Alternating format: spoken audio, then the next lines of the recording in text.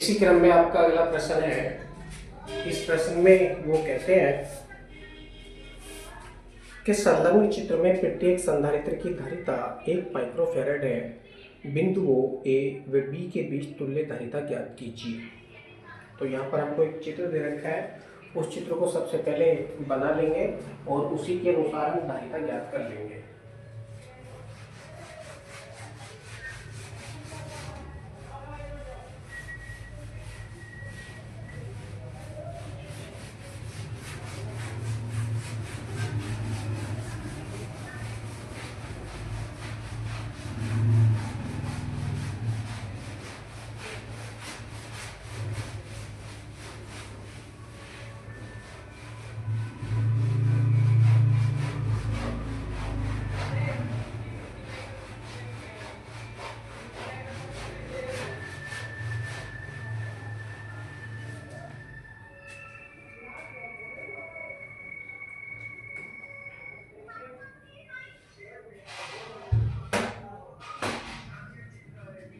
चलिए, क्वेश्चन में जो चित्र दे रखा है उसको हम बना लेंगे। इसमें ऊपर एक संधारित्र जोड़ा है, दूसरी पंक्ति में 2 संधारित्र हैं, तीसरे में 4 संधारित्र हैं और चौथी पंक्ति में 8 संधारित्र हैं। इसी प्रकार से और भी बहुत सारी पंक्तियां इस चित्र में बनी हुई हैं। पहली पंक्ति में जुड़ा हुआ संधारित्र ये है, मान लीजिए। दूसरी पंक्ति में 2 संधारित्र हैं।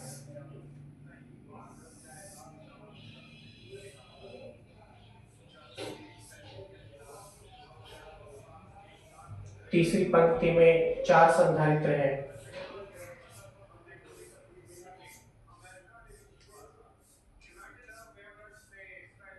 इसी प्रकार से जो इनकी चौथी पंक्ति है उसमें 8 संधारित्र हैं।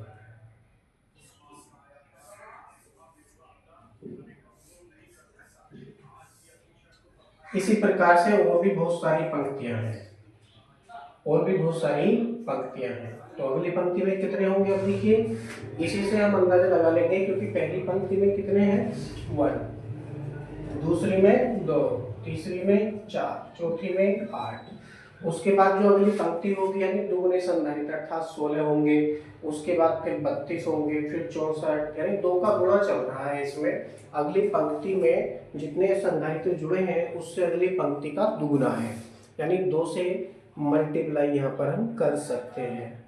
और ये बिंदु ए है और ये बिंदु बी है। इसका मतलब ये हुआ कि जो वोल्टेज लग रहा है बिंदु ए व बिंदु बी के बीच लग रहा है, और हमसे पूछा भी यही है, बिंदु ए और बी के बीच में तुल्य धारिता इन्होंने पूछी है।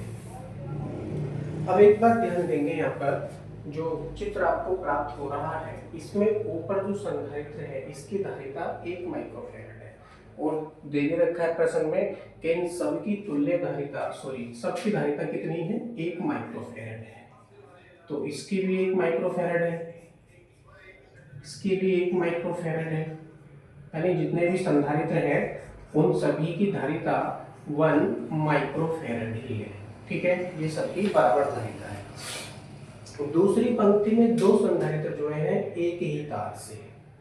ठीक है, एक ही तार से 2 संधारित्र जुड़े हैं, ये श्रेणी क्रम में है। ये कैसे क्रम में है? श्रेणी क्रम में। तीसरी पंक्ति में 4 संधारित्र जुड़े हैं, ये भी एक तार से जुड़े हैं, ये भी श्रेणी क्रम में है। और चौथी पंक्ति में 8 संधारित्र हैं, ये भी श्रेणी क्रम में है। ठीक इसी प्रकार की और भी बहुत सारी पंक्तियां हैं। फिर अगली पंक्ति में 16 संधारित्र जुड़े होंगे, वो भी श्रेणी क्रम में। उसके बाद अगली पंक्ति में भी और बहुत सारे संधारित्र जुड़े होंगे 32, तो वो भी श्रेणी क्रम में ही जुड़े हैं। तो क्या करेंगे कि लाइन की सबसे पहले हम धारिता ज्ञात कर लेंगे, प्रत्येक लाइन की धारिता ज्ञात कर लेंगे। तो यहाँ पर जो धारिता है ऊपर वाली लाइन की जो धारिता सबसे पहले हम ज्ञात करेंगे, इसको C1 नाम दे दीजिए, इसको C2 नाम दे दीजिए, इसको C3 और इसको C4। तो सबसे पहले जो C1 है प्रतीत क्या हो रहा है, C1 = 1 प्रतीत हो रहा है। 1 माइक्रोफैराड। तो ऊपर वाले की वैल्यू आ चुकी है आपके पास, ऊपर की लाइन में केवल एक ही संधारित्र जुड़ा है, इसलिए हो जाएगा C1 इक्वल टू 1 माइक्रोफैराड। इसके बाद नीचे दूसरी लाइन में दो संधारित्र हैं, ये श्रेणी क्रम में है, लिखेंगे C2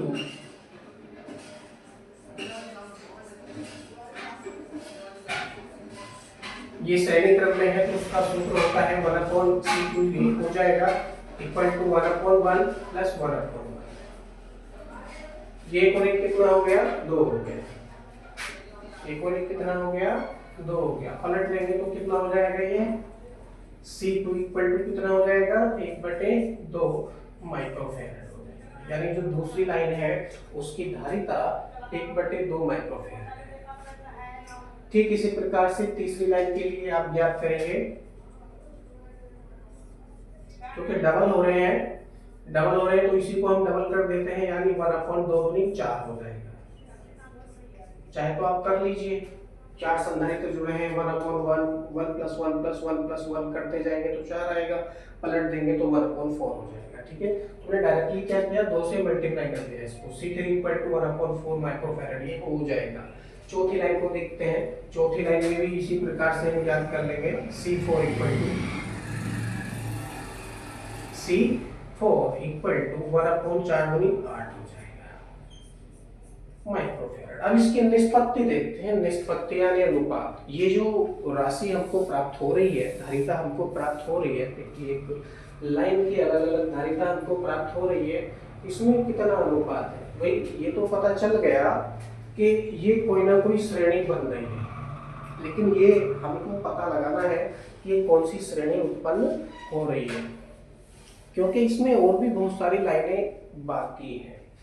ऐसा नहीं है कि केवल 4 लाइनें हैं, 5 6 7 8 10 20 50 100 200 इसी प्रकार की और बहुत सारी लाइनें इसमें हैं। तो सबको कहाँ तक करते जाएंगे, है ना, ये भी तो बात है ना, सबको कहाँ तक करते जाएंगे। तो सूत्रों की सहायता से इसको हम हल करने का प्रयास करेंगे।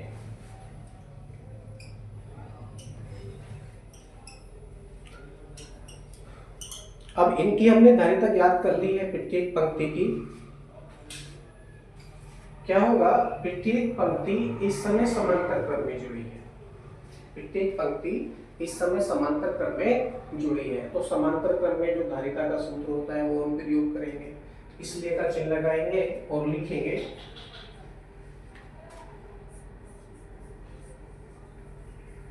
बिंदु A व B के बीच तुल्य धारिता, बिंदु A व B के बीच तुल्य धारिता।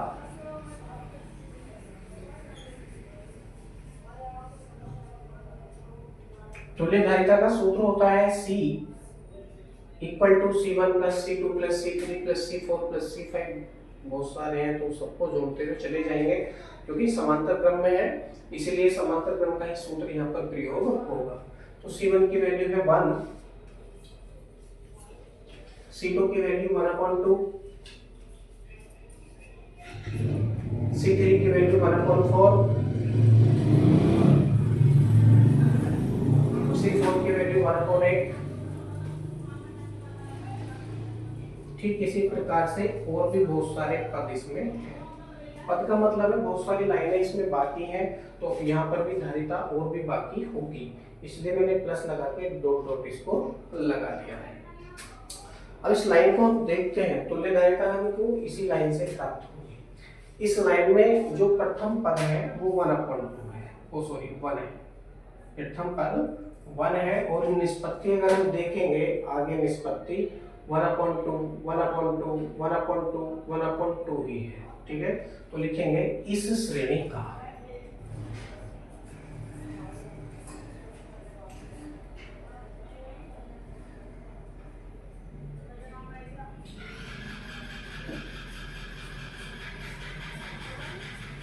प्रथम पद,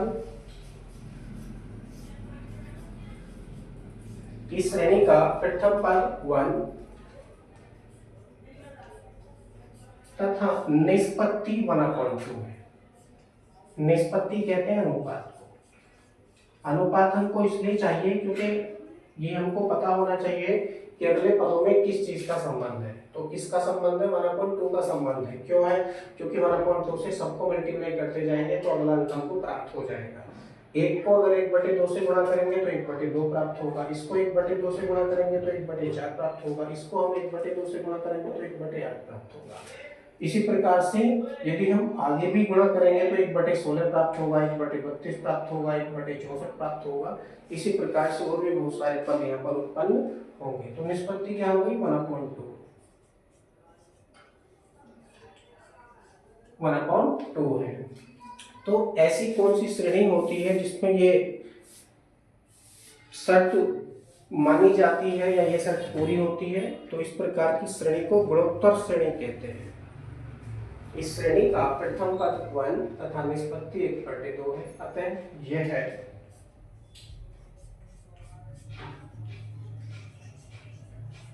कौन सी श्रेणी बन रही है, गुणोत्तर श्रेणी।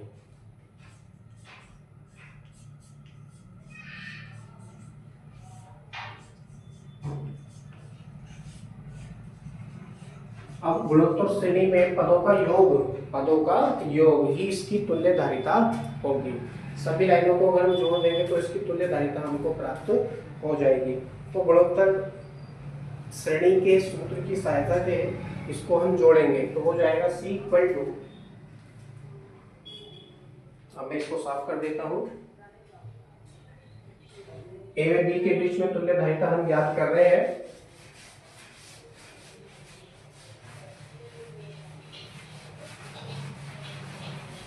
तो लिखेंगे थ्योरी में थोड़ा सा।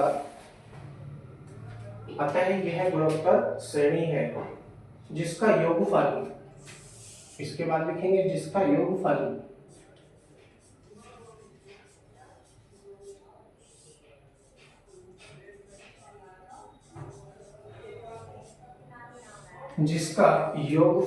ही परिपथ की तुल्यधारिता है।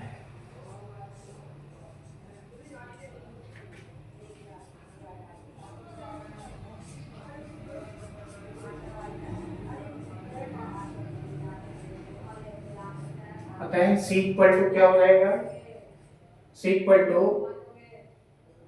1/1 - 1/2।